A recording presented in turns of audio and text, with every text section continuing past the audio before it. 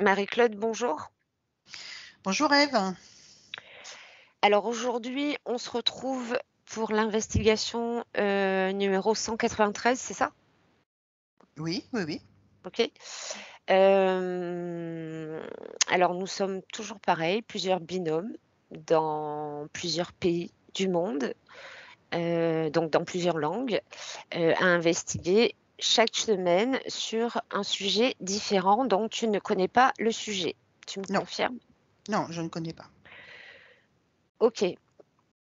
Il y a toujours cette partie fixe qui ne change pas, où on a tous, les mêmes questions, à poser à notre support télépathe et la partie, libre qui suit juste après.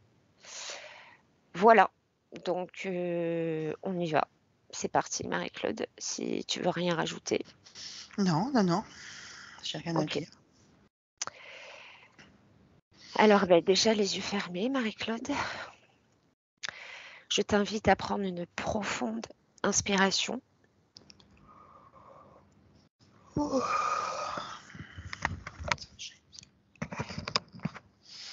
Tu es bien installée, ça va? Oui, oui, ça va. Alors une profonde inspiration, Marie-Claude, très profonde inspiration par le nez. Et tu expires par la bouche. Une fois encore, Marie-Claude.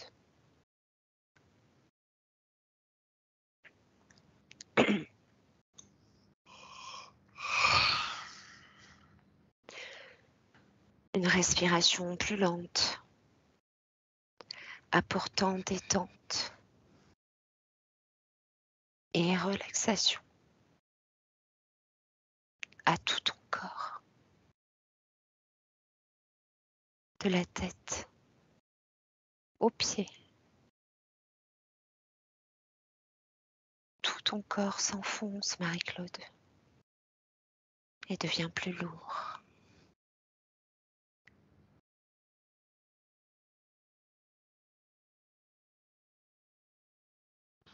Tu inspires et tu te laisses entraîner par ma voix, Marie-Claude, et uniquement ma voix, qui t'accompagne durant ce décompte à l'envers de 10, de 5, pardon. 5 à 1. Chaque chiffre est un palier. À chaque palier, ton corps, tout ton corps, de plus en plus lourd. 5,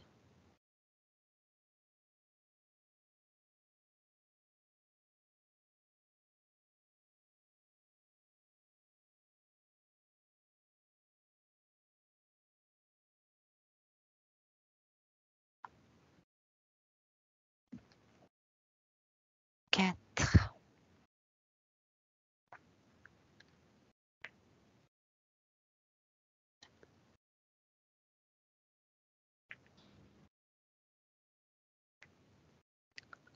3,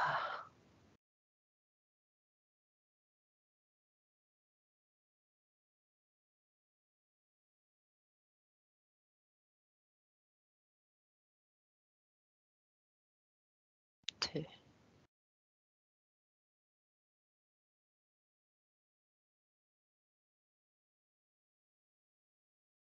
et 1.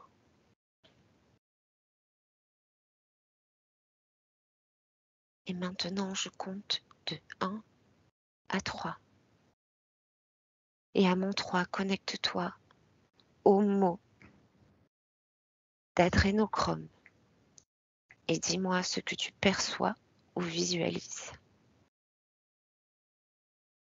1, 2, 3.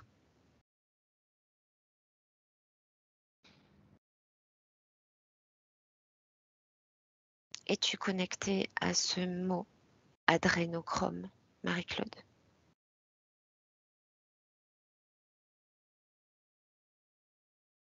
Oui, je sais pas pourquoi je voyais des enfants. Comment est-ce que tu te sens, Marie-Claude? Dis-moi. Je me sens bien. Ok. Alors tu me disais, tu vois des enfants.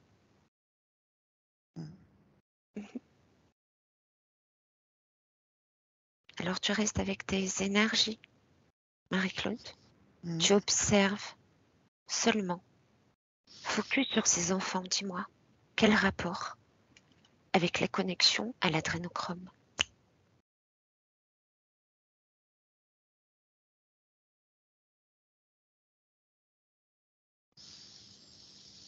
Je sais pas, peut-être que je me trompe, mais j'ai un rapport avec la peur. Comme Mhm. si la peur créait l'adénochrome. C'est pas ça, je sais pas. J'ai cette sensation-là, la peur des enfants. Mhm. Je sens ça. J'ai une boule dans la poitrine, je me sens pas très bien. Alors prends une profonde inspiration. Très profonde, Marie-Claude. Beaucoup de perspectives. Ne regarde pas ces enfants et connecte-toi directement au mot adénochrome. Directement au mot. Et dis-moi ce que tu visualises, ce que tu perçois, Marie-Claude. Alors, au niveau vision, je vois pas. C'est plus comme une hormone, je sais pas quoi, quelque chose comme ça, créé par le corps. Mhm. Ok, Marie-Claude. Je sais pas si le mot hormone est juste, je crois pas, mais c'est quelque chose de créé par le corps. En réalité, c'est une oxydation de l'adrénaline. Ah, Et effectivement, l'adrénaline est une hormone du corps. d'accord. On va passer à la deuxième question. L'adrénochrome est un composé de formules chimiques C9H9NO3 et peut être produit par le corps humain suite à la libération d'adrénaline. Régresse au premier instant où ce composé a été découvert et décrit ce que tu perçois à mon 3. 1, 2, 3. À la source, Marie-Claude. À la source de cette découverte de l'adrénochrome. En quel siècle sommes-nous?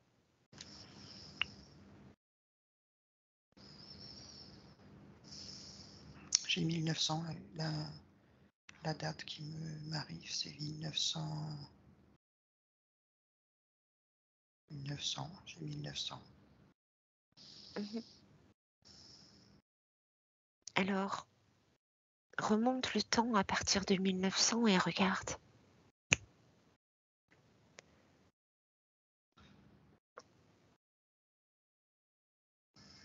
Vers le passé, toujours. Recule. 1800, Marie-Claude. Y avait-il cette connaissance de l'adrénochrome? Regarde. Alors là, il m'arrive 1810.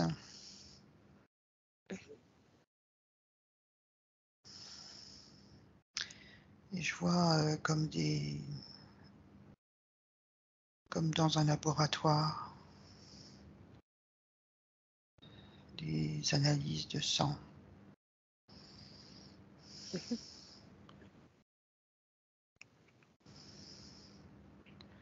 Ouais, je vois ça en laboratoire, comme des chercheurs qui sont là. Selon toi, Marie-Claude, il y aurait qu'à partir de ce moment-là qu'on a la connaissance de l'adrénochrome? Regarde. Ou est-ce seulement des Non, dates phares? Comment? Ou Des quoi? est-ce seulement des dates phares, celles dont tu me parles? Alors, je pense que la connaissance, elle est plus ancienne. Mhm. Là, c'est plus des études faites sur cette molécule. En fait, je crois que c'est ça, c'est des précisions. Je cherche des précisions sur cette molécule. Mais sinon, pour moi, ça existe depuis longtemps. Ils connaissent et ils cherchent d'autres choses. Je crois qu'ils cherchent comment multiplier, tu vois, comment produire aussi, tu vois. C'est ça. Ok, Marie-Claude, une profonde inspiration et on passe à la question suivante. Observe et décrit les caractéristiques physiques de la production d'adrénochrome.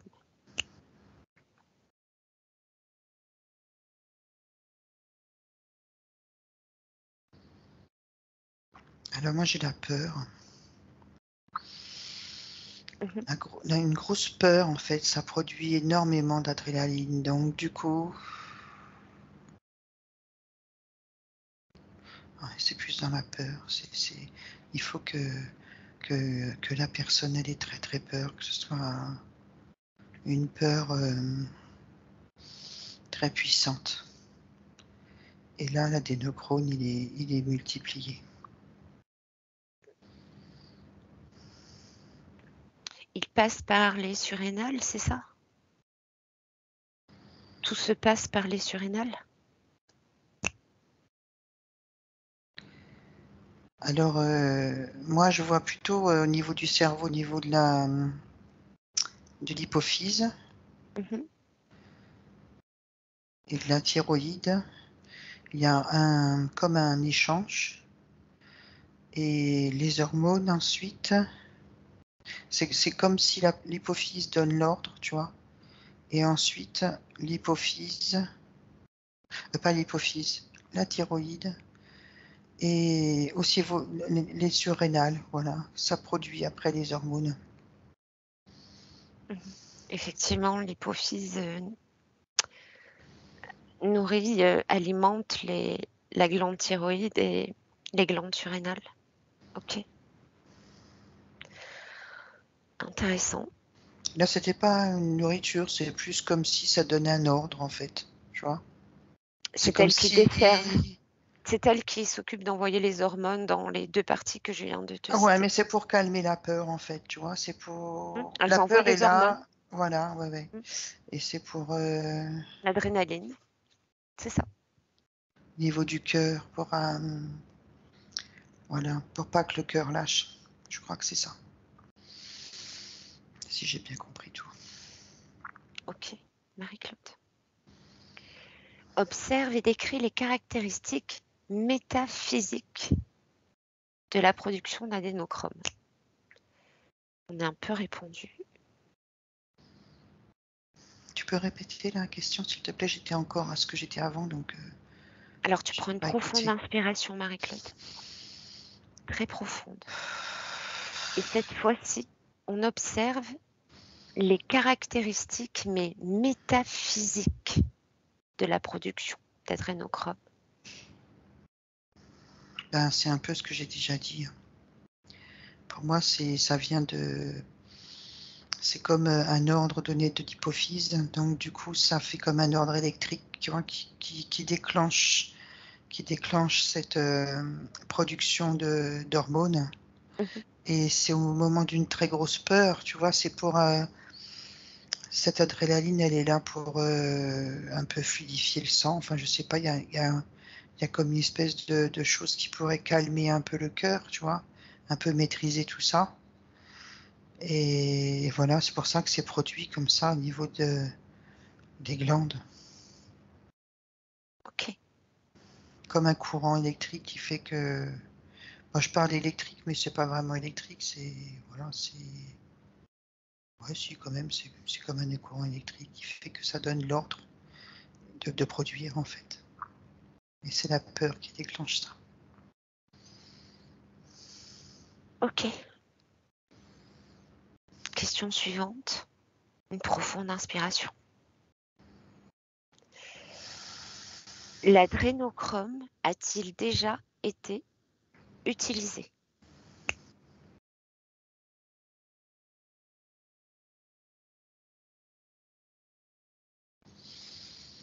Alors pour moi, oui. Oui, j'ai la réponse oui. Mhm. Alors ça me dit que ça existe déjà en médicament, enfin comme un médicament qu'on pourrait prendre. Exact. Certains colliers en contiennent. Ok. C'est un produit pharmaceutique, voilà, c'est ce qu'on me dit. Alors C'est les messages que j'ai. élargis ton champ de perception, Hmm. Marie-Claude, et dis-moi, par qui est-il utilisé?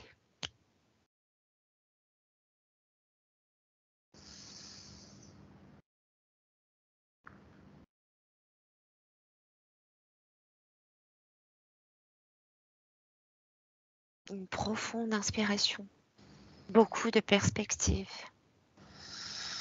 et tu te projettes au-dessus, et tu me dis, par qui l'adrénochrome est utilisé? Alors il y a des êtres vivants qui pensent que cette molécule peut les rendre un peu surpuissants en fait. Il y a une partie de la population qui pense ça. Et Alors il le que pense, c'est vrai pour autant ou non? Regarde.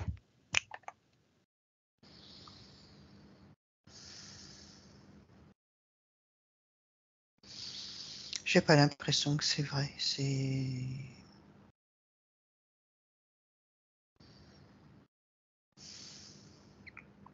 Pas de répercussions j'ai sur pas le corps l'impression, physique. j'ai pas de ressenti.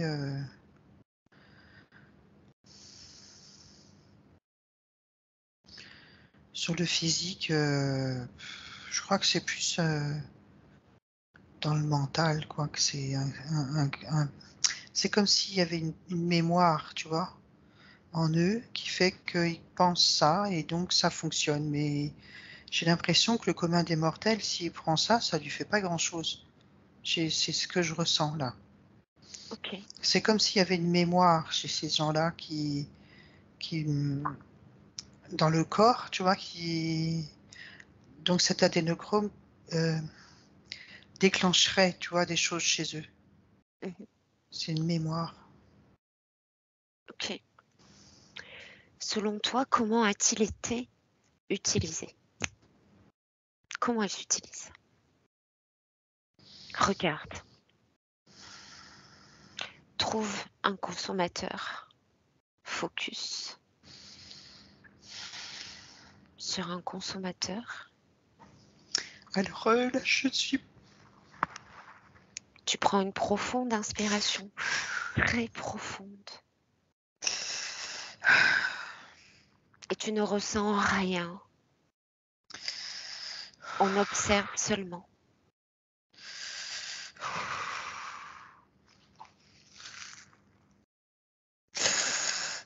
J'arrive pas. Prends une profonde inspiration, Marie-Claude.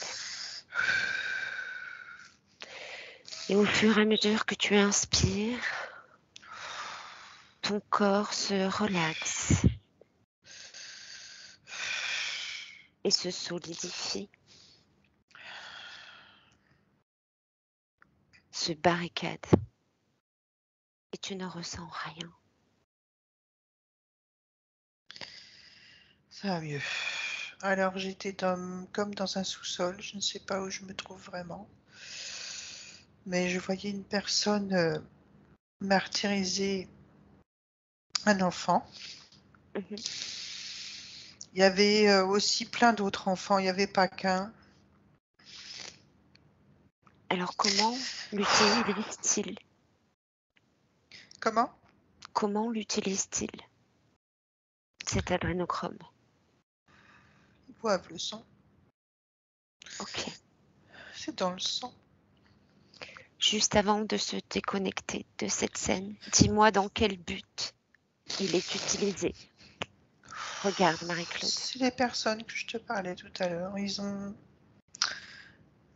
une mémoire en eux qui, quand ils prennent cet adénochrome, ça déclenche comme s'ils étaient comme nous on prendrait de la vitamine, mais c'est plus puissant que ça. Ça leur donne vraiment une impression d'être surpuissant, comme une force, quelque chose. Alors, isole le bien, focus sur lui. Regarde les secondes qui suivent cette absorption d'adrénochrome. Regarde et dis-moi. Comment te semble-t-il sur le plan énergétique? Alors, sur le plan énergétique, il est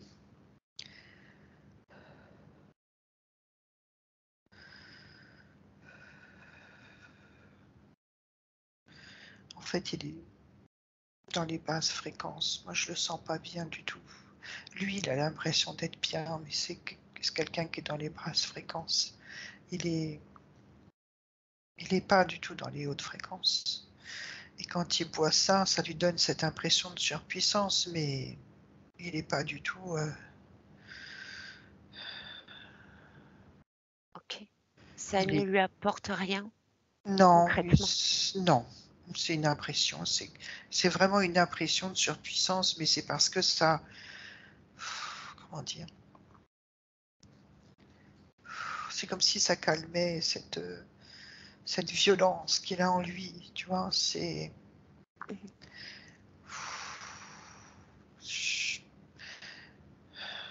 mettrais comme un peu, tu sais, un orgasme en fait. C'est plutôt, ça ressemble plus à ça dans son corps. Et ça l'apaise en fait. Mais ça lui donne aussi comme s'il était surpuissant. C'est très étrange. Ok. Alors la 6e question, Marie-Claude, tu prends une profonde inspiration. Même si on en a déjà parlé, Oui. que se passe-t-il si ce composé est ingéré par l'homme? Regarde les effets sur le corps physique.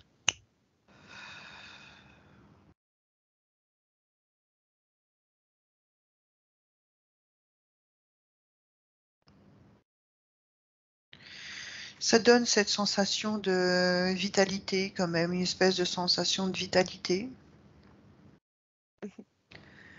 Un peu comme on aurait après une course quand on se sent bien après avoir couru, tu vois, je ressens cette sensation de bien-être en fait. C'est peut-être ça aussi que je ressentais tout à l'heure, comme s'il y avait une force, quelque chose de puissant. Voilà. Il y a Ok. quand même ça, ce ressenti est là quand même. Ok. Mais c'est pas extraordinaire au point de, tu vois, de faire ce que j'ai parlé tout à l'heure. Non, ça, non. Franchement, je comprends pas. Ok. Maintenant, et ce sera la dernière question, Marie-Claude, décris les implications métaphysiques de l'ingestion d'adrénochrome. Alors, les implications d'ingestion, j'arrive pas à comprendre Les la question. implications métaphysiques lorsque l'on ingère l'adrénochrome. Les implications, ça dit ce que ça apporte ou je comprends pas. On dirait que c'était la même question. J'arrive pas à comprendre. Tout à Je l'heure, suis c'était désolée. sur la partie physique. Maintenant, nous sommes sur la partie métaphysique. regarde au-delà du corps physique. Regarde les implications de l'absorption de cet adrénochrome. Regarde. Nous sommes bien au-delà du physique.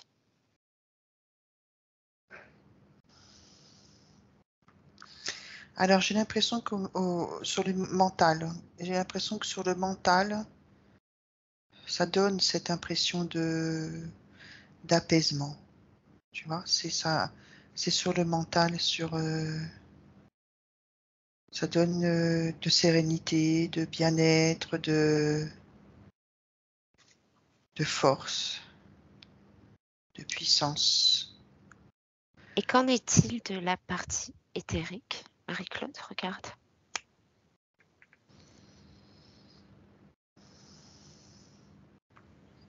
Ben, c'est la même chose. La partie éthérique, elle est comme vivifiée, on peut dire ça, je sais pas. Comme, oui. Mhm. J'ai l'impression aussi que qu'il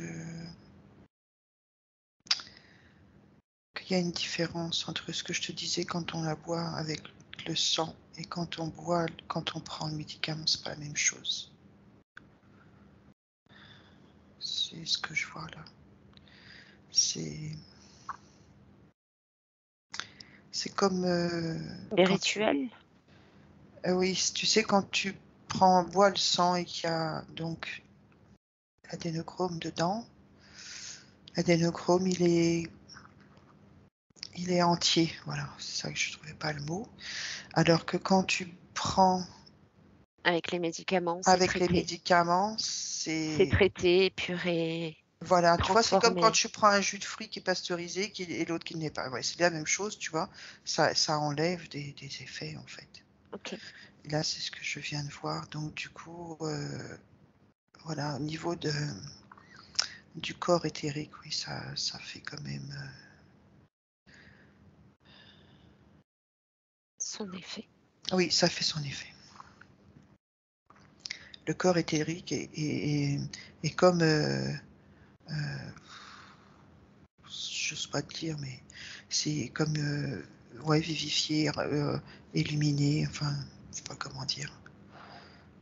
Alors justement, Marie-Claude, puisqu'on parle de ce corps éthérique et qu'on arrive à la partie libre, focus sur l'un d'eux, alors qu'ils boivent ce sang. Et regarde ce qui se passe sur le plan éthérique. Dis-moi. À qui avons-nous affaire?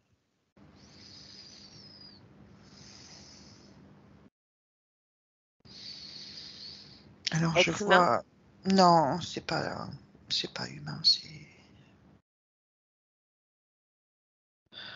reptilien. Mhm. C'est des reptiliens. Y a-t-il des niveaux, des degrés? Regarde.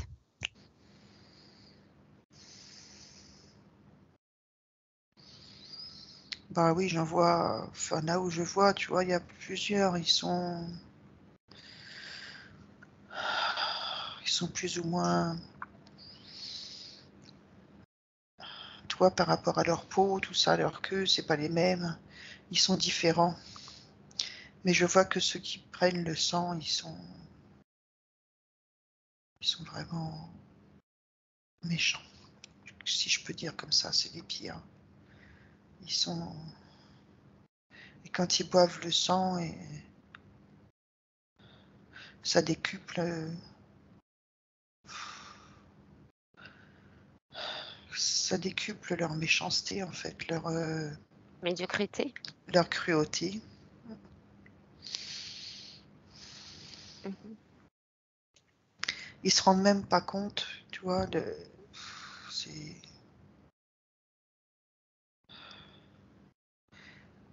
L'être humain qui est pris là-dedans, il ne se rend plus compte du tout. Il est humain à 10%, tu vois, le reste c'est 90% d'ADN reptilienne. Et ouais, c'est même pas des humains.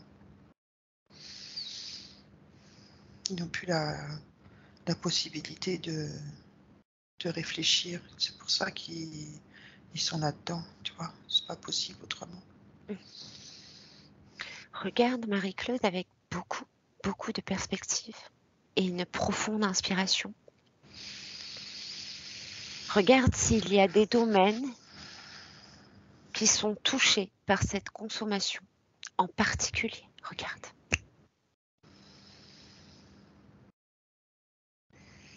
J'arrive pas trop à comprendre le mot domaine dans la question. Quel genre de personne fait ça? Quelle classe sociale? Alors moi, je vois des classes hautes, je vois pas des classes...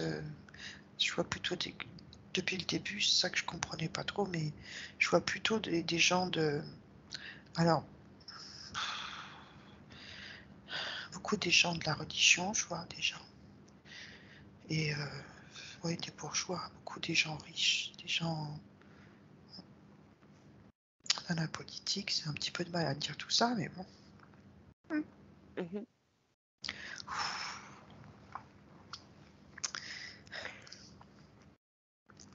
Selon toi,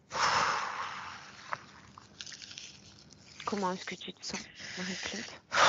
Je vais prendre un peu de distance.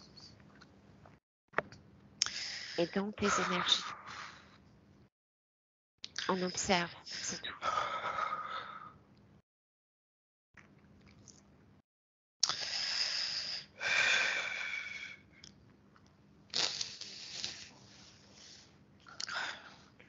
Selon toi, Marie-Claude, c'est 7 ou 8 millions d'enfants qui disparaissent chaque année? Y a-t-il un lien avec cette consommation d'adrénochrome? Regarde. Alors oui, je vois... La réponse que j'ai tout de suite, j'ai dit oui, c'est comme un trafic, quoi, c'est un trafic. Comme un trafic de drogue? Pareil. Les gens sont là pour rapatrier, un peu comme si ils sont payés pour rapatrier des enfants, en fait. Il y a des enlèvements d'enfants. Mhm.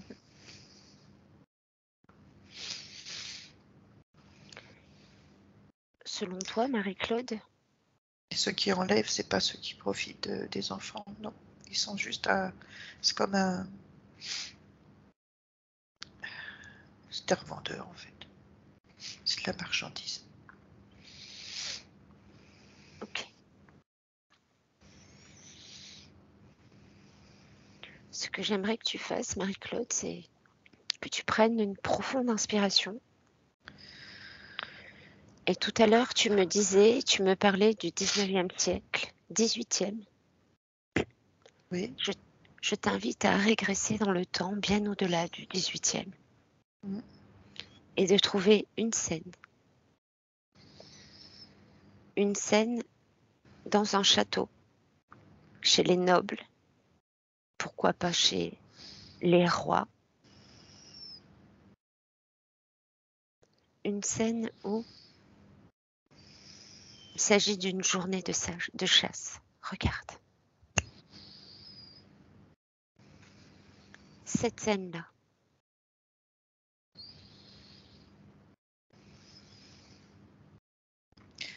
Alors j'avais une scène, mais c'était pas une journée de chasse, c'était toujours des hommes un peu avec une cape et puis une capuche, tu sais, comme une espèce de rituel, voilà. Mhm. Ou pareil, c'est toujours pareil, on tue les enfants. C'est un rituel comme ça. Et c'est 1650. C'est comme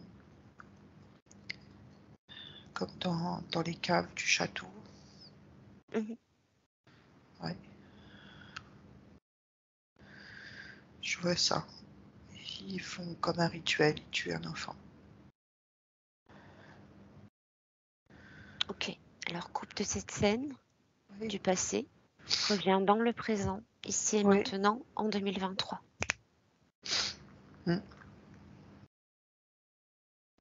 Et de la même manière que tu viens de le faire par le passé, je t'invite à réitérer dans le présent. Marie-Claude. Trouve une scène où il y a consommation d'adrénochrome. Regarde. Et dis-moi, où es-tu? 2023.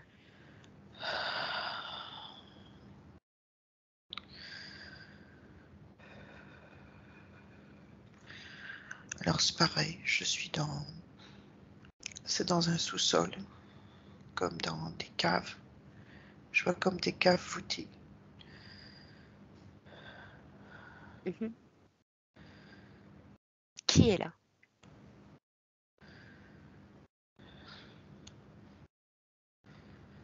Là, je vois comme des tables, mais c'est des tables comme du béton, il y a des enfants dessus. Mhm. Et je vois des hommes, mais c'est pas. Je les vois en reptilien en fait. Alors, à mon 3, c'est la partie physique que tu vois. 1, 2, D'accord. 3.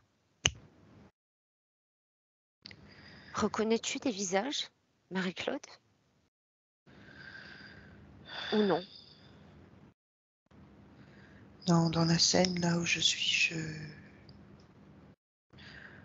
si j'en ai un, mais je vais pas le dire, je peux pas.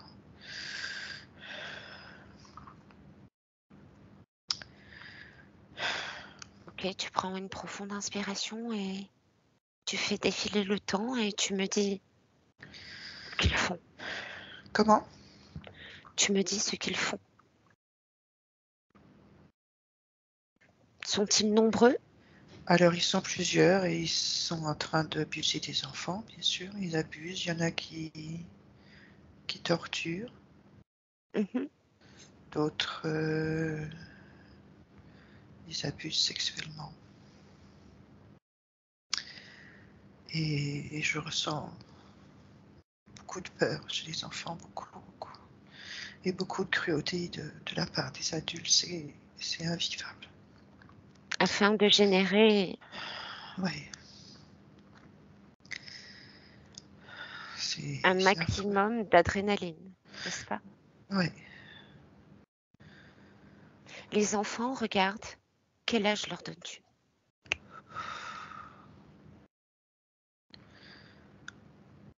oh, ils ont.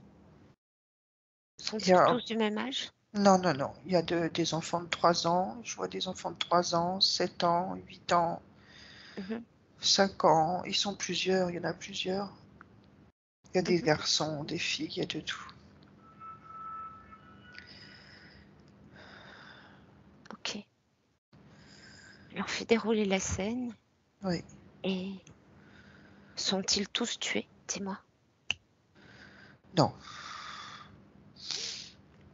Non, c'est pas tous qui sont tués. Il y en a.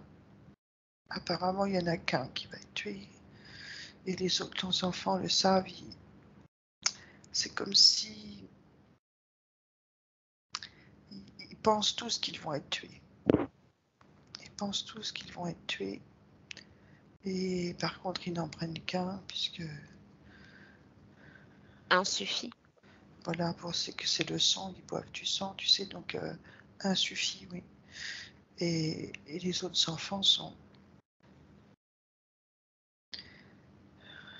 pas redonnés à leur famille, mais ils sont redonnés aux personnes qui les amènent, tu vois, Mhm. pour une prochaine fois. C'est des enfants Ok, Marie-Claude. qui reviennent régulièrement. C'est ce que je vois. Ok. Y a-t-il une hiérarchie chez ces consommateurs d'adrénochrome? Regarde.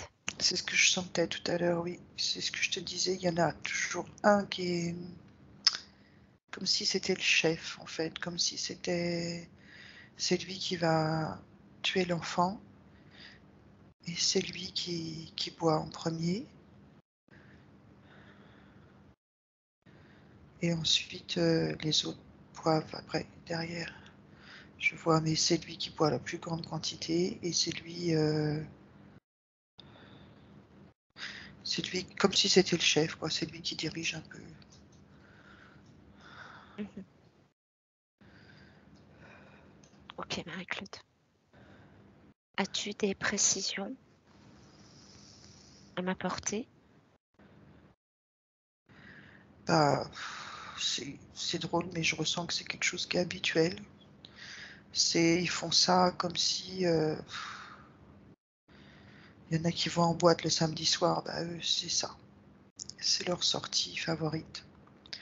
C'est ce que je ressens. C'est habituel et c'est normal. C'est quelque chose comme si vous n'avez pas de tabou, quoi. Ils sont entre eux là, et ils sont. Alors j'ai l'impression quand même qu'il y en a qui sont drogués. Je ressens qu'il y en a qui ont besoin de prendre de la drogue quand même pour faire ça. Mais ils en ont tellement de plaisir que voilà, ils viennent. Mais voilà, ils se droguent pour venir, mais ils viennent, voilà. Ils ont Mais il y peut-être en aussi a. de la reconnaissance, non? Comment? Ils viennent surtout peut-être pour avoir la reconnaissance.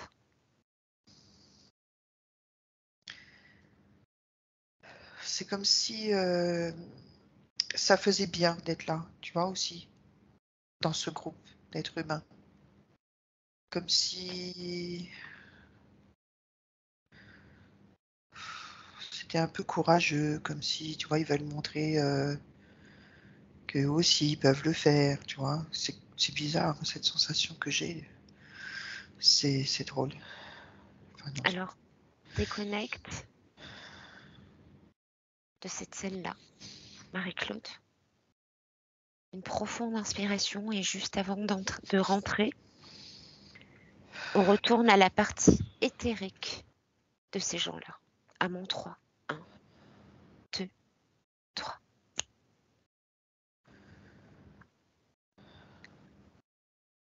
À quoi sont-ils connectés, Marie-Claude? Majoritairement, regarde. Qui tire les ficelles de ces corps immondes? Oh, bah, bon, donc je te dis, c'est pratiquement, ils sont tous reptiliens, pour la plupart. Mhm. Et je vois même des dragoniens, il y en a.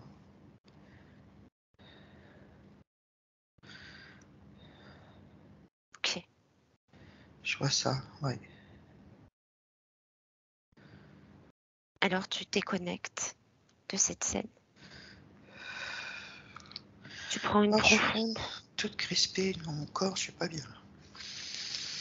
tu prends une profonde inspiration, Marie-Claude, et brièvement, une projection vers un futur.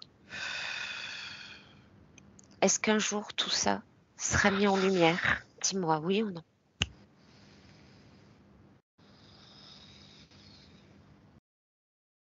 On en parle beaucoup en ce moment, Marie-Claude. Je ne Alors, sais pas. c'est ce que la réponse c'était ça, c'est que déjà, c'est mis en lumière, mais pour la majorité des gens, ils veulent pas savoir. C'est trop dur, en fait. Le Et déni? donc, voilà, c'est le déni. On aime ça, nous, les êtres humains déniés, on voit pas, tu vois, on n'entend pas, on voit pas, voilà. Et c'est plus facile que de résoudre le problème. C'est ça que je vois. C'est qu'ils préfèrent faire les aveugles. Ou je vois aussi qu'il y a beaucoup de, comme je te disais tout à l'heure, c'est quand même des personnes haut placées, tu vois, qui sont là-dedans. Et Mhm. donc, beaucoup dans, ouais, de là dans tout, hein, la police, les juges, tout, je vois tout. Et donc, c'est comme si ils étaient embrigadés les uns les autres, tu vois. Et pour se dénoncer, ben, comme ils y vont tous, comment tu veux dénoncer quelque chose, tu vois? Donc selon toi, Marie-Claude, C'est comme une mafia, voilà, je trouvais pas le mot, tu vois. C'est comme une mafia, ils sont tous les uns les autres embrayés. Et donc, ceux qui dénoncent, en fait, ils ont beau dénoncer, il y aura toujours un peu sur le chemin des personnes pour étouffer l'affaire. C'est un peu comme ça que je ressens les choses. donc tu ne vois. Actuellement, c'est comme ça. Et dans le futur, il faudrait que j'aille voir plus loin, si vraiment il n'y aurait pas. Alors grâce à une profonde inspiration, Marie-Claude, tu te propulses dans 5 ans, 10 ans, avance seul et va à un moment où tout est mis en lumière. Ce moment-là.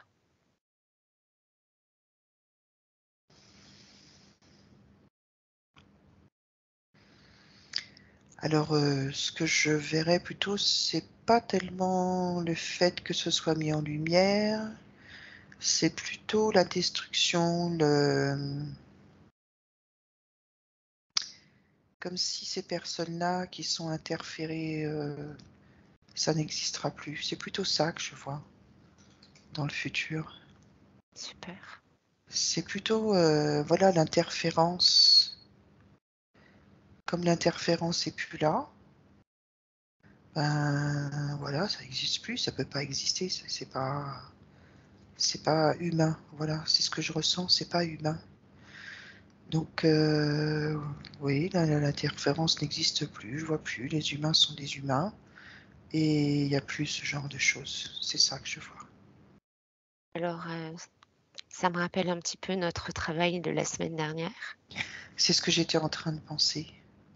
Tu sais, Grâce l'espèce à de moment où il n'y a pas de polarité, polarité, de bien, de mal. C'est que des êtres humains qui sont, j'allais dire, grâce, dans le bien. Mais non, il n'y en a pas. Il n'y a pas de bien, il n'y a pas de mal. Tout est fluide, c'est agréable, apaisant. grâce à ces montées de fréquence. Oui, Ok, oui. ok, Mais c'est Marie-Claude. pas aujourd'hui, hein. Ça me donne l'impression que c'est vraiment très très loin, hein.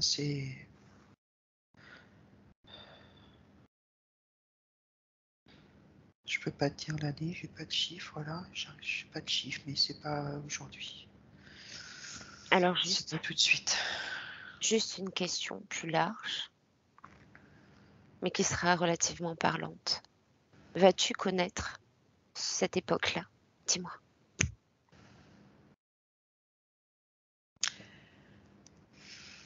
Alors je vais le connaître parce que je reviendrai, mais pas dans cette vie, tu vois, je vais revenir. Je vais revenir, mais voilà, je vais connaître, mais parce que je reviendrai. Ok, Marie-Claude. Eh bien, on va rentrer, Marie-Claude. J'en ai assez entendu. Et à mon 1, Marie-Claude, 1, tu déconnectes de tout et de tous. Tu déconnectes. Et dans tes énergies, dans tes fréquences.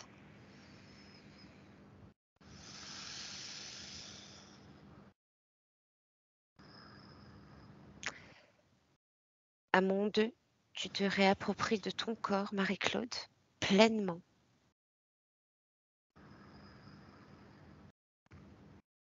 Tu augmentes tes fréquences. Oh. Hmm. Tu augmentes tes émotions qui ont pour seule référence légèreté, bien-être, force, pétillance. Et ça te donne envie de bouger dans ce corps parfaitement ancré, Oh. pleine de vitalité. Et à mon 3, Marie-Claude, à mon 3, tu ouvres tes yeux. Et je dis au revoir à tout le monde Au et à la revoir, à semaine prochaine. bientôt. Benvenuto a questo nuovo video di Disclosures. Oggi parliamo della cosiddetta sessione di ipnosi investigativa.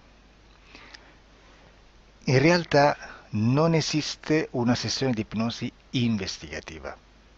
Non che non si possa fare investigazione di ipnosi, però è che non esiste una sola sessione di ipnosi per dire si è fatta investigazione. per prendere quell'informazione come buona. Perché? Sappiamo intanto che l'informazione che arriva in ipnosi è molto contaminata. La percentuale di inquinamento dell'informazione è altissima. Pensate a questa informazione che viaggia per tantissime dimensioni, attraversa densità, passa per coscienze che volontariamente o involontariamente possono distorcerla. E poi arriva infine alla persona che sta in ipnosi, che ha una coscienza, ha una mente, ha un'esperienza e interpreta questa informazione secondo la sua struttura mentale, secondo le sue credenze, che per quanto si possa essere più o meno liberi mentalmente, liberi pensatori, sempre c'è una parte subliminale che interpreta in base all'educazione ricevuta, alla cultura e perché no, anche tutte le esperienze di esistenze passate che ancora lasciano un segno in noi. Per capirci, è come se dovessimo parlare con un'altra persona immersi nell'acqua, a qualche metro di distanza, cercando di utilizzare un mezzo, che è quello della corda vocale, che è fatto per produrre suoni da trasmettere nell'aria. Noi stiamo utilizzando questo strumento per far passare un'onda sonora nell'acqua o in un liquido.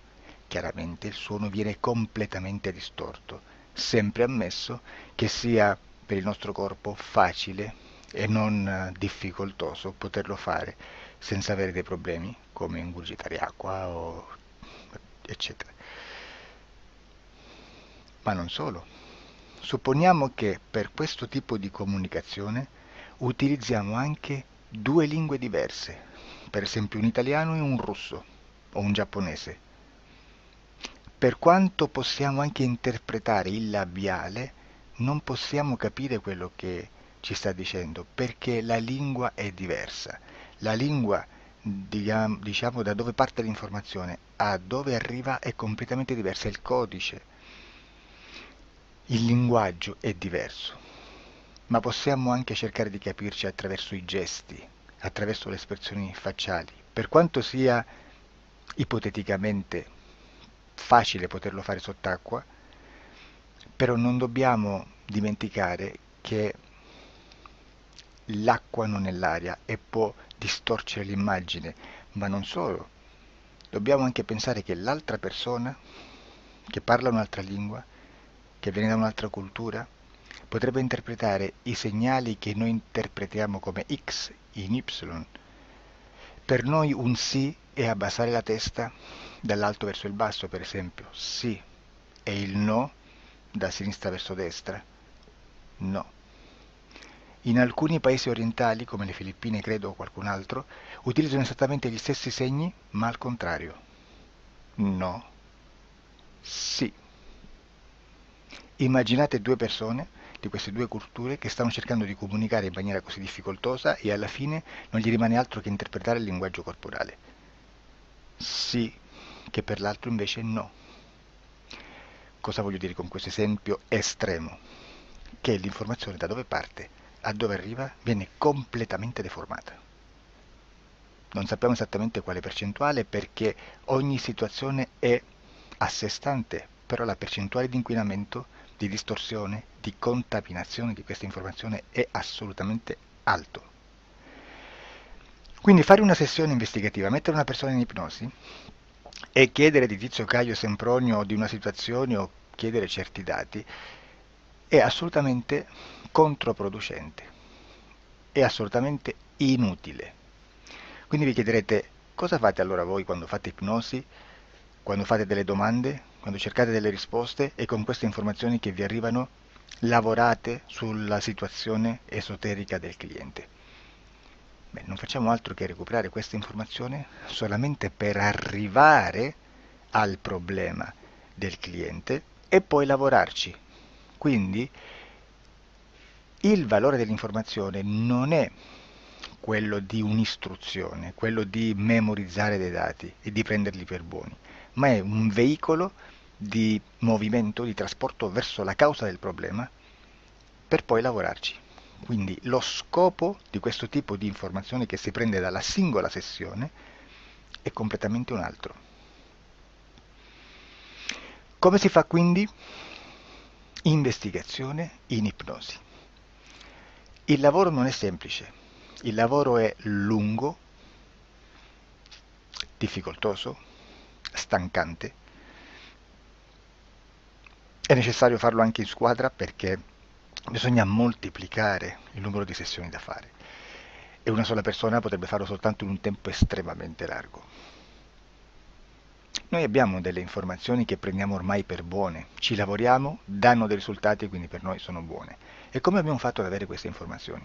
Per esempio, come facciamo a sapere che un extraterrestre chiamato il cosiddetto grigio è più o meno alto X, poi ci sono magari quelli anche un po' più alti, ma hanno un corpo strano, hanno una pelle grigio-verde, hanno degli occhi grandi a mandorla neri, senza una pupilla visibile, non hanno quasi bocca né naso né orecchie, hanno soltanto delle fessure, non hanno organi genitali, hanno degli arti molto più lunghi rispetto alla proporzione che potrebbe avere il corpo umano, e di solito hanno meno dita delle 5 del corpo umano, eccetera, eccetera, eccetera. O se prendiamo un altro tipo di essere che possiamo incontrare in ipnosi, come facciamo a dire che hanno delle somiglianze con i rettili, gli animali rettili terrestri o gli invertebrati, gli insetti terrestri? Perché? Perché siamo sicuri di questa informazione e ci lavoriamo e quando ci arriva la prendiamo già per buona, nonostante sia anch'essa contaminata. Perché queste informazioni sono arrivate da tantissime sessioni, fatte da tantissime persone, con tantissime altre persone sotto ipnosi e che nel contesto di tutto il lavoro gli uni non sapevano degli altri. Questo dato può essere più o meno rilevante, sempre c'è contaminazione e quindi possiamo prendere per buono anche un gruppo di lavoro dove l'uno possa sapere dell'altro. Ci potrebbe essere una contaminazione del contesto di quel gruppo di lavoro, ma si aggiunge semplicemente una piccola percentuale di questa contaminazione a già la grande che esiste. Non è così impossibile lavorarci.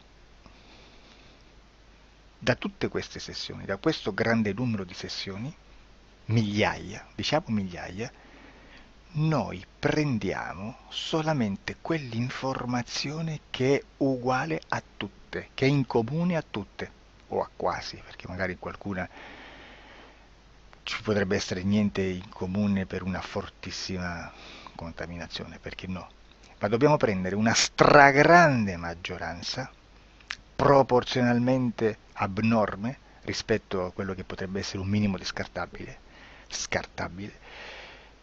e lì possiamo prendere per buona questa informazione. Quindi se noi su 10.000 persone diverse, con operatori anche diversi, in cui in ogni sessione vediamo un essere che più o meno ha le stesse caratteristiche del grigio o dell'insettoide, a forma di mantide religiosa, o il rettile a forma di lucertola, per esempio, di serpente o di quello che sia, o se vediamo il pianeta Marte più o meno di colore rosso, o se vediamo dei sotterranei eterici, non fisici, nel sottosuolo terrestre, soprattutto sotto le grandi città, dove c'è concentrato molto potere, molta energia di questo tipo, e che più ne hai più ne metta. Se vediamo degli impianti che hanno certi tipi di funzioni, certi tipi di forme in certe parti del corpo, e questa informazione la ritroviamo tutta o quasi in tutte le sessioni fatte,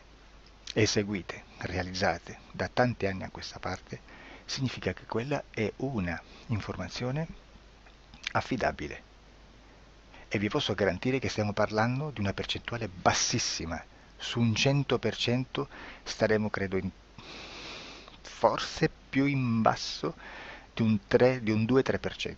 Immaginate, tutto il resto è spazzatura, è informazione spazzatura. Sì, spazzatura.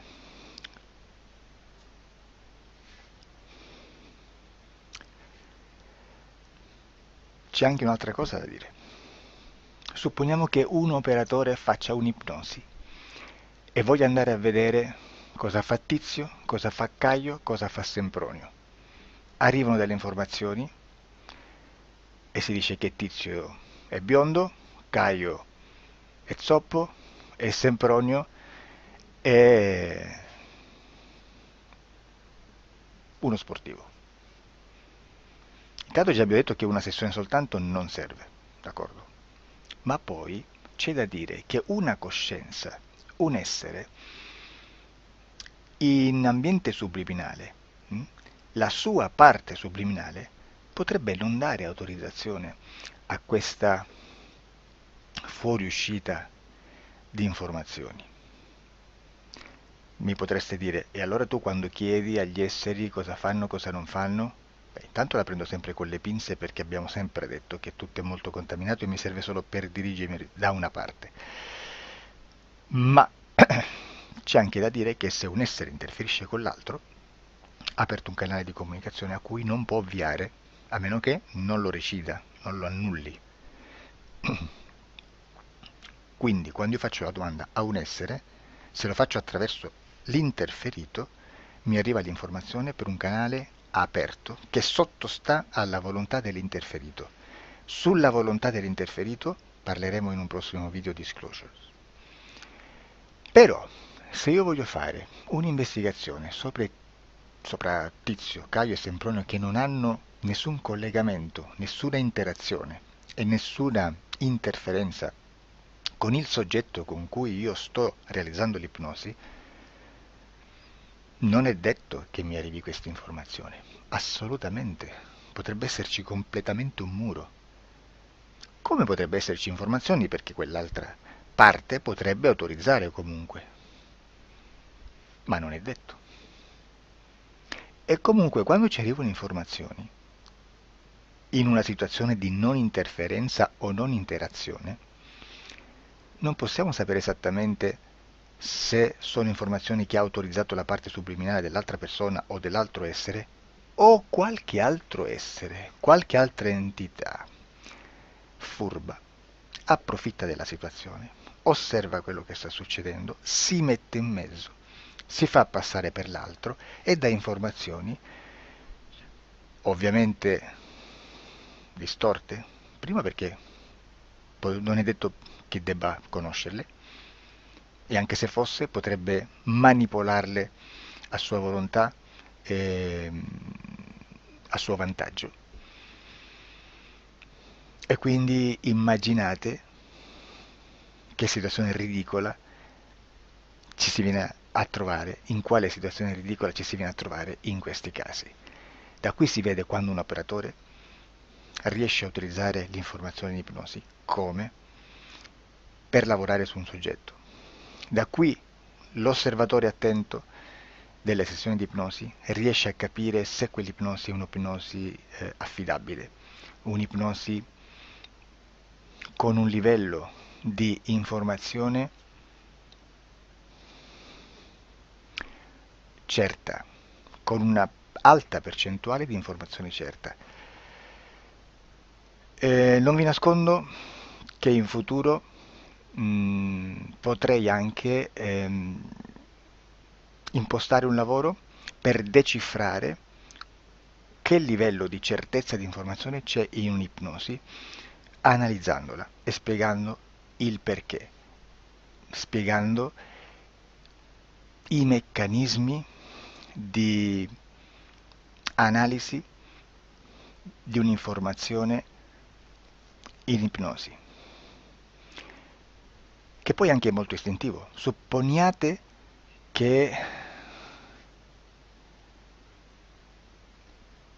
che dobbiamo cercare un'informazione su internet, per esempio un fatto di cronaca. Voi preferite mettervi su un sito ufficiale? A caso. L'ANSA in Italia, ADN Kronos, qualche telegiornale che per quanto possano manipolare l'informazione ad alti livelli, comunque possiamo dare affidabile la fonte dell'informazione che viene trasmessa. Non possono trasmettere una bufala sicuramente.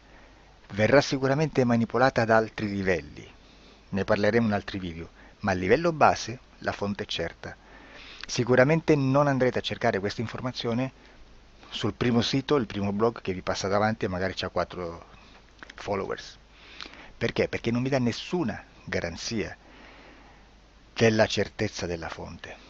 Non c'è un controllo né nella struttura interna di questa agenzia di informazione e né dal grande pubblico, che per la quantità di persone che attingono quell'informazione si può dedurre se l'informazione è certa o meno, perché è un'informazione che passa in un pubblico così vasto che se ci dovesse essere una distorsione con la realtà è molto probabile che venga fuori. Credo che abbia detto quasi tutto sulle sessioni investigative. Prima di chiudere aggiungo che proprio per questo stiamo conducendo dei cicli di investigazione in ipnosi regressiva che comprendono tante sessioni con persone diverse, con una buona o eccellente suscettibilità ipnotica sicuramente, per poter indagare su spazi ristretti su alcuni temi. Perché dico spazi ristretti? Perché se andiamo a prendere eventi grandi nel tempo, nello spazio, storici, parlare di qualcosa di molto generico implica una quantità di sessioni abnorme. Immaginate se dovessimo fare una sessione investigativa sui buchi neri, quanta informazione ci sarebbe e quante informazioni da filtrare. Sarebbe quasi impossibile farlo in questa maniera. Ma se noi riduciamo lo spazio di investigazione, se noi prendiamo per esempio, investighiamo sulla pedofilia nella Chiesa Cattolica, ecco, se già restringiamo il campo d'azione è molto più facile che possiamo attingere informazioni affidabili, presuntamente affidabili, con un numero di sessioni sicuramente alte, ma ridotte rispetto ad altri tipi di sessioni molto più generiche, su temi molto più generici. Quindi per fare anche delle investigazioni su temi molto generici bisogna suddividerli in temi, in dettagli, per poi alla fine, quando tutta l'informazione è stata filtrata ed è stata dedotta l'informazione comune, si possono mettere insieme per cominciare a costruire il quadro, mettere insieme tutti i puzzles. Questo è il vero senso dell'informazione in ipnosi, quando si fa ipnosi investigativa. La sessione per risolvere una problematica, un problema, con una presunta origine esoterica di un cliente, di una persona, è un'altra cosa, sono altri metodi, altre tecniche e l'informazione si usa in un'altra maniera, ha un altro scopo. Grazie, ci vediamo al prossimo video. Disclosure.